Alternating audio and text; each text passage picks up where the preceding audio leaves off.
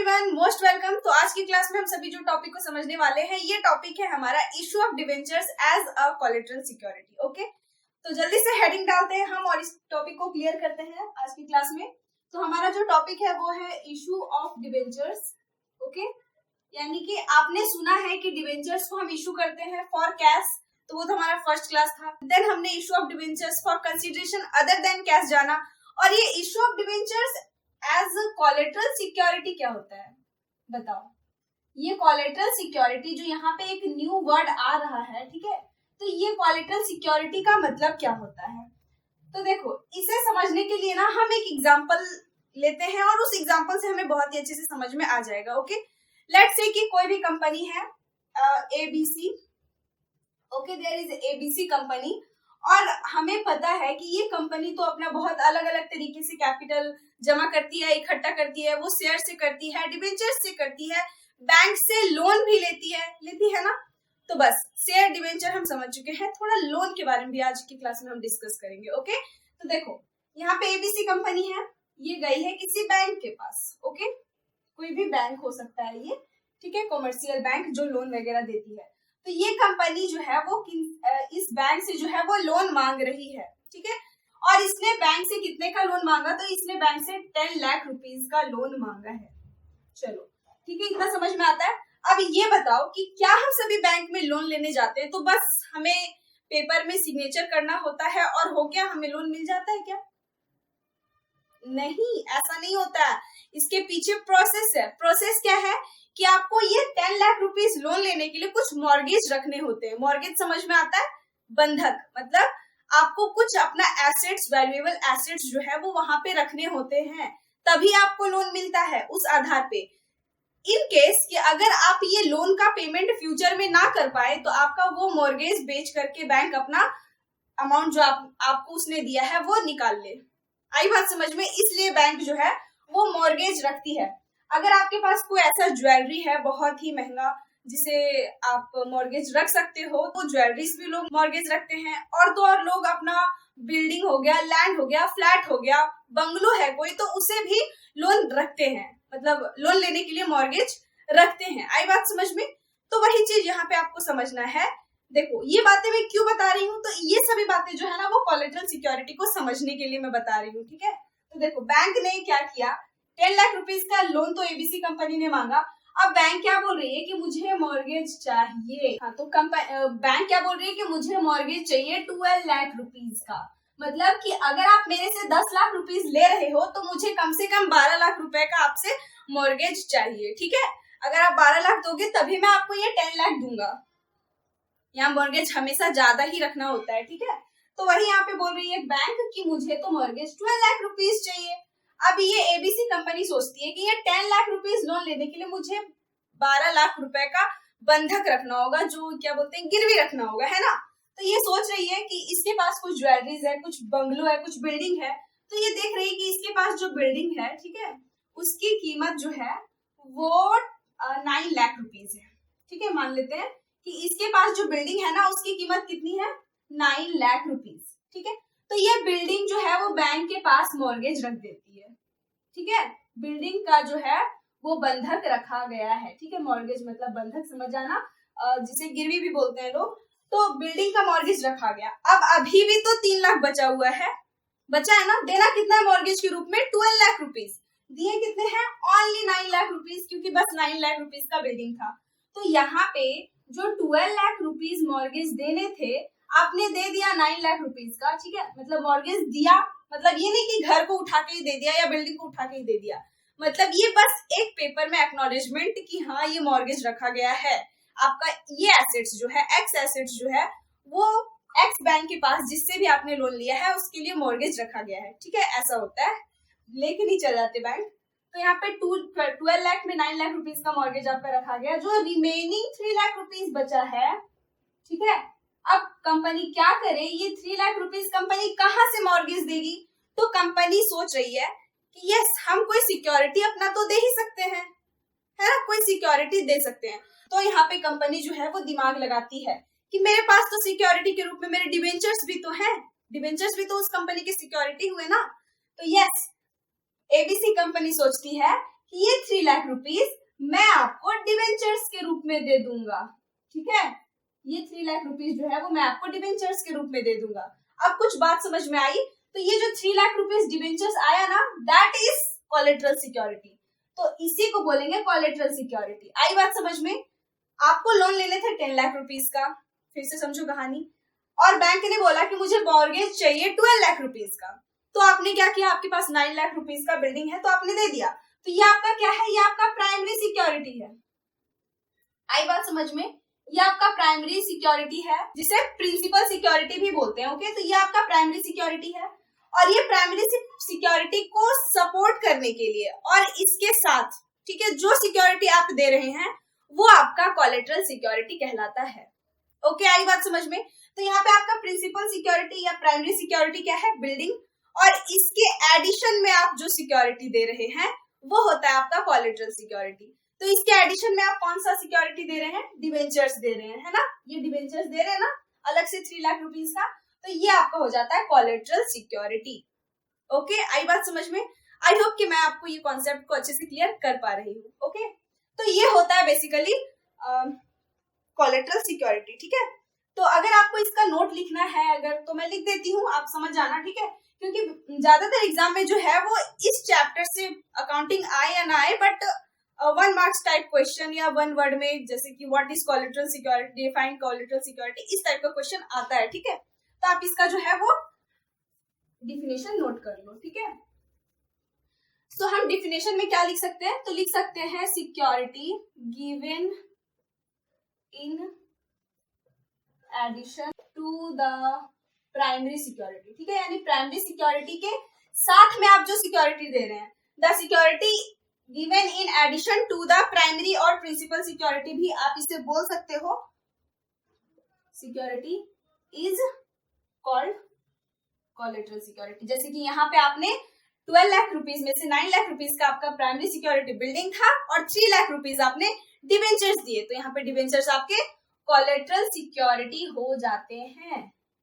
आई बात समझ में? आई होप कि आपको ये कॉन्सेप्ट बहुत ही अच्छे से क्लियर हो गया, ठीक है। अब देखो, कंपनी जब भी डिवेंचर्स इशू करती है तो वो उसके बदले में उसे क्या मिलता है? कैश मिलता है ना। जैसे अगर डिवेंचर्स को पब्लिक में इशू कर रही है कंपनी, तो उसके बदले में तो उसे कैश मिलता है बैंक में, ठीक है। यहाँ तक तो समझ में आता है। ये पहला केस था। और दूसरा क्या है कि कंपनी चाहे तो उस डिवेंचर्स को इशू करके कोई रनिंग बिजनेस परचेस कर सकती है, या फिर वो कोई एसेट्स भी परचेस कर सकती है। अब यहाँ पे क्या हो रहा है कि कंपनी डिवेंचर्स इशू तो कर रही है, बट उसे कोई कैश या कोई फर्नीचर, कोई एसेट्स नहीं आ रहा है, ठीक है, बल्कि वो मॉर्गेज के रूप में रख रही है डिवेंचर्स को, ठीक है। किस रूप में? मॉर्गेज के रूप में। तो इसका जर्नल एंट्री आपको 2 तरीकों से समझना होगा। आपके बुक में जो है ना, वो इसमें 2 तरीकों से बताया गया है। जो पहला तरीका है, फर्स्ट मेथड, हम इधर लिखेंगे और इधर हम सेकेंड मेथड लिखेंगे, और दोनों मेथड से बहुत ही अच्छे से समझेंगे, ठीक है। देखो, पहला मेथड क्या है? तो पहला मेथड में आपने लोन लिया है कितने का? 10 लाख रुपीस का मान लेते हैं, और डिवेंचर्स आपने इशू किया मान लेते हैं 12 लाख रुपीस का, ठीक है। तो आपने डिवेंचर्स इशू किया 12 लाख रुपीस का। अब देखो यहाँ पे क्या हो रहा है, आपने लोन लिया 10 लाख रुपीस का, डिवेंचर्स इशू किया 12 लाख रुपीस का, तो ये तो आपका कोलेटरल सिक्योरिटी हो गया, ठीक है। ये आपका कोलेटरल सिक्योरिटी है। और आपको क्वेश्चन में गिवन होगा कि इसका आपको अगर जर्नल एंट्री करना है तो ठीक है, आप जर्नल एंट्री करोगे, लेकिन यहाँ पे आपको समझना क्या है, पहला मेथड में क्या होता है कि आपको बस लोन का एंट्री करना है, बल्कि आपने डिवेंचर्स को जो मॉर्गेज रखा है इसका एंट्री नहीं करना। क्यों ऐसा है? तो देखो, अगर आपने डिवेंचर्स को मॉर्गेज के रूप में रखा है तो क्या आपके पास कुछ आ रहा है? कोई अमाउंट आ रहा है? क्या आपका ये फाइनेंशियल ट्रांजेक्शन में इंक्लूड होता है? नहीं, ये आपका फाइनेंशियल ट्रांजेक्शन में इंक्लूड नहीं हो सकता। क्यों नहीं हो सकता? क्योंकि यहाँ पे आपका कोई भी मॉनेटरी टर्म में लेन देन नहीं हो रहा है। आपने अगर डिवेंचर्स को या बिल्डिंग को, किसी भी एसेट्स को मॉर्गेज रखा है, तो बस आपने एक पेपर में एक्नॉलेजमेंट तैयार किया है कि बस आपका ये जो एसेट्स है वो मॉर्गेज रखा गया है। इन केस कि अगर आपने बैंक को ये अमाउंट रिटर्न नहीं किया लोन का, तो वो फ्यूचर में जो है वो आपका ये अमाउंट जब्त कर लेगा, या जो भी आपने मॉर्गेज रखा है वो जब्त कर लेगा। तो वो तो फ्यूचर की बात हो गई। तो वहां पे होगा फाइनेंशियल ट्रांजेक्शन, तो वो बैंक करेगा, हमें उससे मतलब नहीं है। बट यहाँ पे अकाउंट्स में हमें क्या रिकॉर्ड करना होता है कि जो ट्रांजेक्शन हो गया, ठीक है। तो पहला केस में आपके पास बैंक से लोन आ गया है, ठीक है, बहुत अच्छे से समझ में आता है। तो जो बैंक से लोन आ गया है तो आप बैंक लोन का एंट्री पास करोगे, तो bank loan account debit, sorry bank account debit to bank loan, ये हमारा लोन लेने का एंट्री होता है, हमें पता है। बीइंग लोन टेकन 10,000 रुपीज का, तो 10,000 रुपीज हम लिख देंगे। लेकिन जो डिवेंचर्स आपने रखा है, ठीक है, जो भी डिवेंचर्स आपने रखा है एज कोलेटरल सिक्योरिटी, जो भी डिवेंचर्स आपने इशू किया है, इस डिवेंचर्स का आप जर्नल एंट्री नहीं करते हो। ये हमारा फर्स्ट केस में है, ठीक है। जो फर्स्ट मेथड है कोलेटरल सिक्योरिटी का रिकॉर्ड करने का, वो है, ठीक है। तो कोलेटरल सिक्योरिटी के लिए यहाँ पे कोई एंट्री पास नहीं होता है, ठीक। चलो ये हो गया। दूसरी चीज, सेकेंड मेथड में क्या है आपका, तो सेकेंड मेथड सोचता है, सेकेंड मेथड के अनुसार आपको बैंक लोन का एंट्री तो करना ही है, क्वेश्चन में अगर लिखा हुआ है पास नेसेसरी जर्नल एंट्रीज को, और साथ ही साथ आपने डिवेंचर्स को जो कोलेटरल सिक्योरिटी के रूप में रखा है उसका भी जर्नल एंट्री करना है, ठीक है। तो अब आप सोचोगे कि बैंक में कोलेटरल सिक्योरिटी के रूप में हमने डिवेंचर्स को दिया, तो उसका भी तो आपको जर्नल एंट्री करना है, तो आप ऐसा जर्नल एंट्री कैसे करोगे। तो देखो, अभी तक आप जानते हैं जितना भी क्वेश्चन में या जितना भी क्लासेस में हमने डिवेंचर्स को समझा है, उसमें डिवेंचर्स हमारे किसी भी क्लास में डेबिट नहीं हुए ना, तो यहाँ पे भी डेबिट तो होने नहीं वाले डिवेंचर्स। तो आप देखो कि आप जब बैंक से लोन लेते हो तो आप क्या करते हो, तो सबसे पहले बैंक लोन का एंट्री आप पास करोगे, तो bank account debit to bank loan account. चलो ये तो लोन लेने का एंट्री हो गया, ये तो आपको फर्स्ट केस में भी करना है, ये पहला एंट्री। दूसरा एंट्री कि आपने डिवेंचर्स को इशू किया एज कोलेटरल सिक्योरिटी, ठीक है।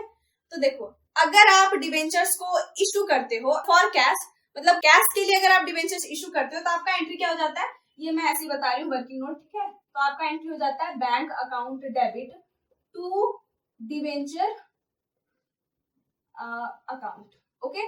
अब बताओ ये एंट्री कहाँ से आया, तो हम जानते हैं कि हम क्या एंट्री करते हैं, bank account debit to debenture application account, और फिर दूसरा entry debenture application account debit to debenture account. तो डिवेंचर एप्लीकेशन फर्स्ट वाले एंट्री में क्रेडिट में होता है और दूसरे वाले एंट्री में डेबिट में होता है, तो डिवेंचर एप्लीकेशन डेबिट क्रेडिट खत्म हो जाता है, तो आपके पास बचता है bank account debit to debenture account, ठीक है। ये एंट्री तब आप पास करते हो जब आपको कैश मिलता है, डिवेंचर्स इशू करने पे आपको कैश मिलता है बैंक में, ठीक है। लेकिन यहाँ पे कोई कैश मिल रहा है क्या, आपने डिवेंचर्स जो भी बैंक को इशू किए, क्या उसके बदले में आपको वो कैश दे रहा है, नहीं, आपने कैश के लिए वो डिवेंचर इशू नहीं किया, बल्कि आपने उस डिवेंचर्स को एज सिक्योरिटी रखा है, एज बंधक के रूप में रखा है, मॉर्गेज दिया है बैंक को, ठीक है, प्राइमरी सिक्योरिटी को सपोर्ट करने के लिए with addition of primary security. तो क्या यहाँ पे आपका बैंक होने वाला है, क्या बैंक से आपको अमाउंट आ रहा है, नहीं आ रहा है, तो यहाँ पे आप क्या लिखोगे, तो देखो हमने क्लास 11th में रेक्टिफिकेशन ऑफ एरर क्लास में ट्रायल बैलेंस के टाइम पे समझा था कि जब कभी भी डेबिट और क्रेडिट हमारा इक्वल ना हो तो हम क्या मानते हैं, डेबिट में हमें एक वर्ड चाहिए सपोर्ट करने के लिए, क्या मानते हैं उसे हम, सस्पेंस। तो वही यहाँ पे हमारा हो जाता है debenture suspense account debit, okay, debenture suspense account debit to debenture account. तो ये एंट्री आपको पास करना होता है फॉर कोलेटरल सिक्योरिटी, ठीक है। आई बात समझ में। ऐसा यहाँ पे क्यों करते हैं, यहाँ पे फर्स्ट केस में हम क्यों नहीं सोच रहे हैं, क्योंकि यहाँ पे हम मान रहे हैं फर्स्ट मेथड में कि यहाँ पे कोई मॉनेटरी टर्म में लेन देन नहीं हुआ है, लेकिन यहाँ पे मान रहे हैं कि भले ही मॉनेटरी टर्म में लेन देन ना हुआ हो, मतलब सेकेंड मेथड में कि भले ही मॉनेटरी टर्म में लेन देन ना हुआ हो, बट यहाँ पे आपने डिवेंचर्स को इशू कर दिया ना, आपकी लायबिलिटीज तो हो ही गई अराइज, ठीक है, आपके ऊपर लायबिलिटी तो बन ही गया डिवेंचर्स का।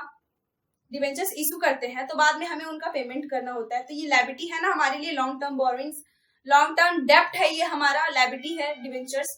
तो यहाँ पे आपका लायबिलिटीज तो अराइज हो ही गया, तो लायबिलिटीज को तो रिकॉर्ड करोगे, तो लायबिलिटीज को रिकॉर्ड करना है आपको, ठीक है, आई बात समझ में। तो दूसरा एंट्री यही होता है debenture suspense account debit to debenture account, आई बात समझ में। चलो ये होता है आपका जर्नल एंट्री, फर्स्ट मेथड और सेकंड मेथड। देखो अब आपको कंफ्यूजन हो रही होगी कि आपके पास अगर एग्जाम में क्वेश्चन आए तो आप फर्स्ट मेथड यूज करोगे या सेकंड मेथड यूज करोगे। तो फर्स्ट मेथड हमें जानकारी के लिए जानना था, हमने जान लिया, लेकिन जब कभी भी क्वेश्चन आए एग्जाम में, कोई मेथड तो लिखा होता नहीं एग्जाम में, तो आपको सेकेंड मेथड से बनाना है। ठीक है, आई बात समझ में? सेकेंड मेथड से ही बनाना है। आपको क्वेश्चन में लिखे होंगे जर्नल एंट्री करना है, पास नेसेसरी जर्नल एंट्री, तो दोनों जर्नल एंट्री हम करेंगे। और अगर क्वेश्चन में लिखा है ओनली कोलेटरल सिक्योरिटी का जर्नल एंट्री करना है, तो ओनली कोलेटरल सिक्योरिटी का जर्नल एंट्री करेंगे। ठीक है, आई बात समझ में? तो ये होता है जर्नल एंट्री। तो क्या हमारा क्लास यहीं पे खत्म होता है? नहीं, अभी हमें और इसमें समझना है कि हमें जर्नल एंट्री के साथ साथ इसमें एक बैलेंस शीट भी बनाना होता है। ठीक है, तो अब आप बोलोगे इसमें बैलेंस शीट हम कैसे बना सकते हैं, पूरा इंफॉर्मेशन तो है ही नहीं। तो यस, बिना पूरा इंफॉर्मेशन का ही हमको जर्नल एंट्री हमें इसमें बनाना है, वो होता है एक्सट्रैक्ट ऑफ बैलेंस शीट। आई बात समझ में? तो फर्स्ट मेथड में अब हम बैलेंस शीट को समझेंगे। ठीक है, जर्नल एंट्री हमारा हो गया, बैलेंस शीट को समझते हैं। अभी मैं इसे इरेज करती हूँ। ओके, सो देखो ज्यादा डिफरेंस नहीं है दोनों केसेस में बैलेंस शीट बनाना। देखो, तो यहाँ पे हम एग्जैक्ट बैलेंस शीट तो नहीं बना सकते, तो हम यहाँ पे बैलेंस शीट का एक छोटा सा एक्सट्रैक्ट बना देते हैं क्वेश्चन में। ठीक है, तो जब फर्स्ट मेथड रहे तो आपको कैसे बनाना है, तो फर्स्ट मेथड में इस तरीके से आपको बनाना है। ये हमारा पर्टिकुलर्स होता है और ये नोट नंबर और यहाँ पे अमाउंट। ठीक है, चलो अब देखो, अब बताओ डिबेंचर्स हमारे क्या हैं, एसेट्स हैं या लायबिलिटी? अभी अभी मैंने बोला डिबेंचर्स हमारे लायबिलिटी होते हैं, तो यस हम डिबेंचर्स को एज लायबिलिटी लिखेंगे। तो यहाँ पे हम क्या बना रहे हैं, इक्विटी एंड लायबिलिटीज का। तो जल्दी से यहाँ पे इक्विटी एंड लायबिलिटीज ऐसे करके आप लिखोगे, लायबिलिटीज, इक्विटी एंड लायबिलिटीज। और ये हमारा किसमें होता है, नन करेंट एसेट्स, ये करंट, नन करेंट लायबिलिटीज, ये करंट लायबिलिटीज तो है नहीं हमारे, तो नन करेंट लायबिलिटीज इस तरीके से आप लिखोगे। और नन करेंट लायबिलिटीज में आपको नोट नंबर करके बनाना होगा, नोट नंबर 1 करके बना देना छोटा सा। ठीक है, नोट नंबर इस तरीके से पर्टिकुलर अमाउंट लिख लेना। ठीक है, यहाँ पे हम क्या लिखेंगे, लॉन्ग टर्म बोरोइंग्स। अब लॉन्ग टर्म बोरोइंग्स में आप यहाँ पे क्या दिखाने वाले हो, आपको पता है क्या? पता है, हम डिबेंचर से दिखाने वाले हैं, जो भी आपने लोन लिया है वही हम दिखाएंगे, लेकिन इसे दिखाने का तरीका अलग है। इस तरीके से आपको बनाना है, नोट नंबर करके इस तरीके से आपको तैयार करना है। और ये नोट नंबर 1 है, या फिर आप 1 यहाँ लिख सकते हो, नोट बना के। ठीक है, इस तरीके से भी। और यहाँ पे आप क्या लिखोगे, लॉन्ग टर्म बोरोइंग्स। अब लॉन्ग टर्म बोरोइंग्स में आप जितनी भी चीजें दिखाने वाले हो उसका हम यहाँ पे नोट तैयार करेंगे। तो आप यहाँ पे बस बैंक लोन दिखाओगे, क्यों? क्योंकि एंट्री आपने बस बैंक लोन का किया है। तो बैंक से आपने लोन कितना लिया, तो मान लो 10,000 रुपीज, 10 लाख रुपीज का लोन लिया था, तो 10 लाख रुपीज। इस तरीके से आपको यहाँ पे फिर नोट नंबर 1 और 10 लाख रुपीज इस तरीके से आपको दिखाना है। ये बैलेंस शीट बनाते हैं मेथड 1 में। ठीक है, अब मेथड 2 अगर सेकंड मेथड हो तो देखो, मेथड 1 का तो हमें जर्नल एंट्री ये सब बैलेंस शीट वगैरह समझना है, हम समझ लिए हैं, लेकिन एग्जाम में तो सेकंड मेथड भी बनाएंगे ना, तो सेकंड मेथड को अच्छे से समझो और भी।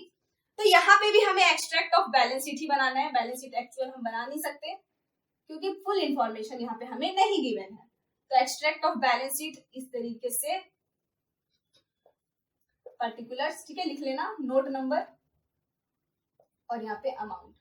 तो ये हमारा भी इक्विटी एंड लायबिलिटीज होता है, इक्विटी एंड लायबिलिटीज।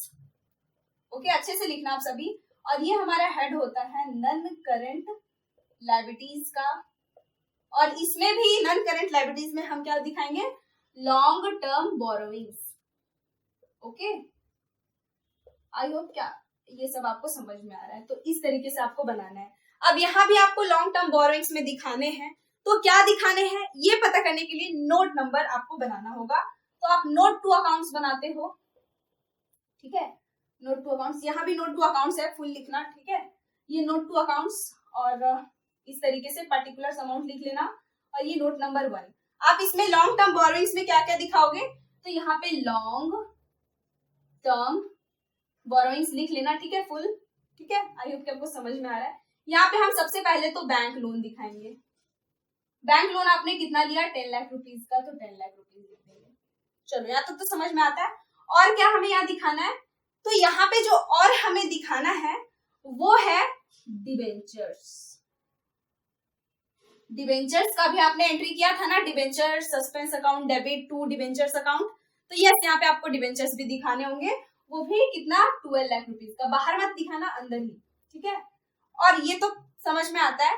और इसमें आप क्या करोगे, तो आपको एक लेस करना होगा, सस्पेंस। इसका मतलब ये है कि आपने तो कोई चेंजेस किया है नहीं। अगर आप डिबेंचर्स दिखा रहे हो तो डिबेंचर सस्पेंस भी तो दिखा रहे हो। अब बताओ, डिबेंचर आपका 12 लाख रुपीस का था, तो डिबेंचर सस्पेंस के सामने आप क्या लिख रहे थे? 12 लाख ही तो लिख रहे थे। डिबेंचर सस्पेंस भी तो हमारा उतना का ही क्रिएट हुआ ना, तो debenture suspense account, okay, 12 lakh rupees, और ये आपका 12 लाख माइनस हो जाता है, यहाँ 0 हो जाता है, ठीक है। और इस तरीके से यहाँ पे आपका 10 लाख रुपीस हो जाता है। तो यहाँ भी आप 10 लाख ही दिखाओगे, और ये नोट नंबर 1 और ये इस तरीके से, ओके। अब देखो बैलेंस शीट में ना दोनों सेम बना है।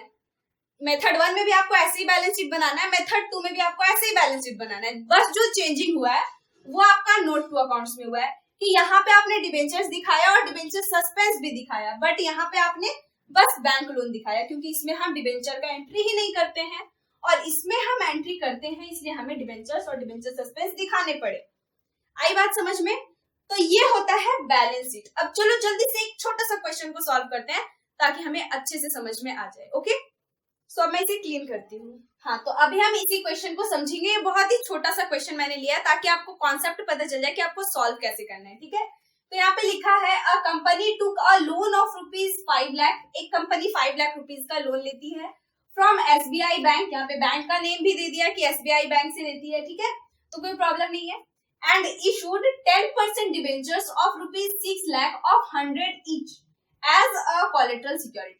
और यहाँ पे कोलेटरल सिक्योरिटी के रूप में कितना डिबेंचर्स इशू किए? तो 6 लाख रुपीज के डिबेंचर्स इसने यहाँ पे एज कोलेटरल सिक्योरिटी इशू किया है, ठीक है, बैंक को। Explain how will you deal with the issue of debentures in the books of the company. अब यहाँ पे आपको बताना है कि आप ये जो डिबेंचर्स इशू किया है इसने, इसका जर्नल एंट्री कैसे करोगे कंपनी के बुक में। तो अभी मैंने आपको बताया कि हमें यहाँ पे टेंशन नहीं लेना कि कैसे करना है, हमें जानना है कि हमें केस 2 ही लेना है हमेशा, ठीक है, केस 2। तो यहाँ पे हमें डिबेंचर सस्पेंस का एंट्री करना होता है। यहाँ पे बैंक का एंट्री नहीं, बैंक से बैंक लोन जो लिए हैं उसका एंट्री हमें करने नहीं बोला है, तो अभी हम यहाँ पे नहीं कर रहे हैं, आप कर लेना, ठीक है। हम जल्दी से इसका एंट्री कर लेते हैं कोलेटरल सिक्योरिटी इशू करने का, ठीक है। तो यहाँ पे डिबेंचर्स क्या हो जाएंगे हमारे? डिबेंचर्स सस्पेंस अकाउंट को आप करोगे डेबिट टू क्या, हमारे कितने डिबेंचर्स इशू किए गए थे? 10% डिबेंचर्स अकाउंट। नरेशन क्या लिखेंगे हम? Being 6 lakh rupees 10% debentures of ₹100 each issued to SBI bank as collateral security, okay, यही लिखना। और अमाउंट कितना है? 6 लाख, तो 6 लाख लिख लेना आप सभी, ठीक है, इस तरीके से नरेशन भी लिख लेना। चलो, ये जर्नल एंट्री आपका हो जाता है, ठीक है, जर्नल एंट्री है ये। अब हमें क्या बनाना है? एक्सट्रैक्ट ऑफ बैलेंस शीट बनाना है। तो एक्सट्रैक्ट ऑफ बैलेंस शीट कैसे बनाते हैं पता है ना आप सभी को? सिंपल है, हमें इस तरीके से बनाना है, और ये हमारा नोट नंबर होता है, अमाउंट और ये पर्टिकुलर्स, ठीक है। तो इस तरीके से आपको बनाना है। इसके लिए हमें और क्या बनाना है? नोट टू अकाउंट्स बनाना है। तो नोट टू अकाउंट्स को हम इधर बना लेते हैं, ठीक है, note to accounts. Note to accounts हम कैसे बनाएंगे आपको पता है? सिंपल, हमें इस तरीके से बनाना है, और पर्टिकुलर्स लिख लेना, अमाउंट लिख लेना। फर्स्ट नंबर देखो, सबसे पहले यहाँ तो इक्विटी लायबिलिटीज आप लिख लो, पहला नंबर देके इक्विटी एंड लायबिलिटीज, ओके, लिख लेना अच्छे से। उसके बाद ये हमारा नन करेंट लायबिलिटीज है, तो नन करेंट लायबिलिटीज के हेड के नीचे हमें लिखना है लॉन्ग टर्म बोरोविंग्स। तो लॉन्ग टर्म बोरोविंग्स आप ऐसे करके लिखोगे, ओके। तो यहाँ पे आप क्या बनाने वाले हो? लॉन्ग टर्म बोरोविंग्स का। तो लॉन्ग टर्म बोरोविंग्स आप लिखोगे। इसमें आपने क्या लिखा, क्या दिखाया? तो बैंक लोन आप तो ले रहे हैं, ठीक है, तो बैंक लोन तो आप लिखोगे ही। लोन आपने कितने का लिया? 5 लाख रुपीज का, तो 5 लाख रुपीज का आपको दिखाने हैं। और डिबेंचर्स का भी तो एंट्री हमने किया है, तो यस, हम यहाँ पे क्या दिखाएंगे? डिबेंचर्स। कितने का डिबेंचर्स है? 6 लाख रुपीज, तो हम यहाँ पे डिबेंचर्स के सामने 6 लाख लिखेंगे, और इसमें जो है वो डिबेंचर सस्पेंस जो हमने क्रिएट किया है उसे लेस कर देते हैं हमेशा, ठीक है। तो डिबेंचर सस्पेंस आप इसमें लेस कर दोगे 6 लाख रुपीज का, तो यहाँ पे हमारा ये अमाउंट 0 हो जाता है, और इस तरीके से हमारा long term borrowings 5 lakh rupees का है। यहाँ पे नोट नंबर 1 और यहाँ पे 5 लाख रुपीज आप दिखा देते हो। तो इतना काम आपको करना है एग्जाम में अगर क्वेश्चन आता है तो। ठीक है, आई होप कि आपको ये समझ में आ गया कि issue of debentures as collateral security होता क्या है और बनाते कैसे हैं। ठीक है, सो मिलते हैं नेक्स्ट क्लास में, तब तक के लिए bye bye, have a good day and thank you for watching.